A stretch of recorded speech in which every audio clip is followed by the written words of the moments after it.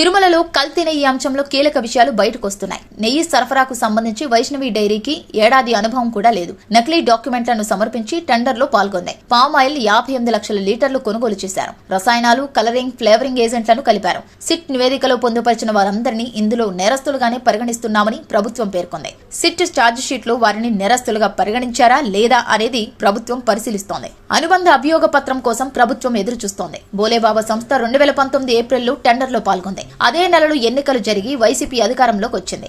అంటే అప్పుడు నెయ్యి సరఫరాను పరిశీలించాల్సింది వైసీపీ ప్రభుత్వమే. ఆ సంస్థ అంతకు ముందు నుంచే అవినీతికి పాల్పడుతోందా లేక వైకాపా నాయకులతో చేతులు కలిపిన తర్వాత అక్రమాలకు తెరతీశారా?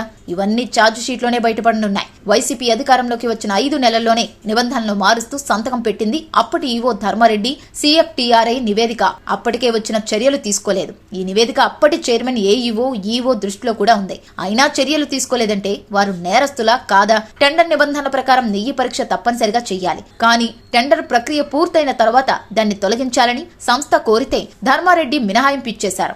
దీని వెనుక నేరపూరిత కుట్ర ఉందని తెలుస్తోంది.